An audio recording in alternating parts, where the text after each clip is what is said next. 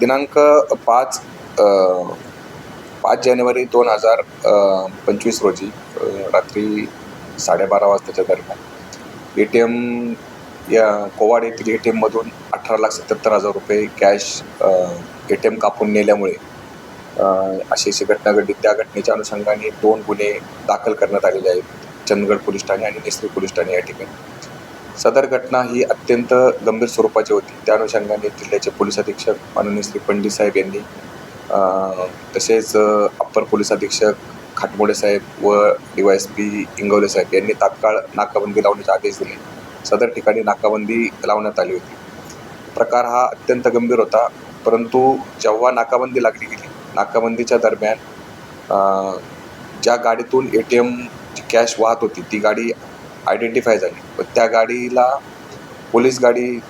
गाडीने पोलिसांच्या नाकाबंदीला धडक दिली आणि त्या धडकेतून त्या ठिकाणावर निघून गेले. परंतु थोड्याच वेळात पुन्हा गाडी आपल्या पोलीस गाडीला दिसली. पोलिसांनी त्या गाडीला डॅश मारला वरपर्यंत. त्यानंतर पोलीस गाडी बंद पडली व काही अंतरावरती आरोपींची गाडी देखील आपल्याला मिळाली. त्या ठिकाणी गाडीची पाहणी केली असता गाडीमध्ये गॅस कटिंग करण्याचे साहित्य व गाडी मिळाली. तर गाडीचा मालकाचे आम्हाला नाव मिळाले व त्यानंतर आम्ही पुढील तपास केला असता आरोपी हे राजस्थान येथील असल्याची आम्हाला प्राथमिक माहिती मिळाली. सदर ठिकाणी एक पथक रवाना केलं.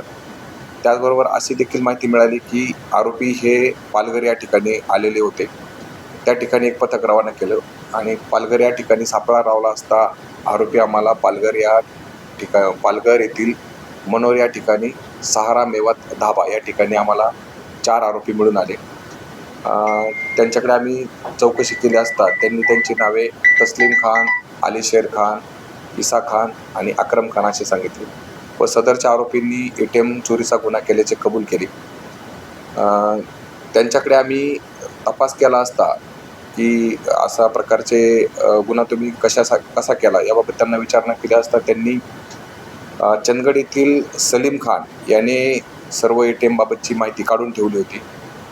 तो देखील राजस्थान येथीलच आहे आणि त्यास मदत पालघर येथील अकबर खान यांनी त्यास मदत केली होती ATMची पाहणी करण्यासाठी.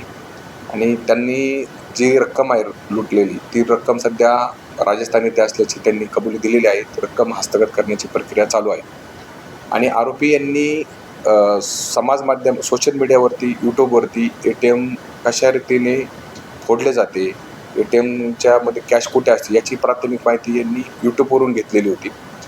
त्या अनुषंगाने देखील त्यांच्याकडे अधिक तपास चालू आहे व आरोपींकडून गुन्ह्यातील रक्कम हस्तगत करण्याची प्रक्रिया सध्या चालू आहे. गुन्ह्यामध्ये चोरी झालेली रक्कम ही 18,77,000 इतकी आहे व ती रक्कम हस्तगत करण्याची प्रक्रिया त्यात चालू आहे. लवकरात लवकर रक्कम ही हस्तगत होती. जे SBIचं कोवाडमधील ATM फोडलं गेलं आणि जिल्ह्यामध्ये ATMची संख्या खूप आहे, तरी सर्व बँकांना मी आपल्या माध्यमातून आवाहन करतो की सर्व बँकांनी ATMला सुरक्षा रक्षक नेमावेत. विशेषतः जे ATM जिल्ह्याच्या एकदम इंटेरियरला आहेत, जिल्ह्याच्या मुख्य ठिकाणापासून दूर आहेत, त्या प्रत्येक ATMला सुरक्षा रक्षक असलाच पाहिजे, जेणेकरून असे होणारे प्रकार हे भविष्यात टाळले जाऊ शकतात.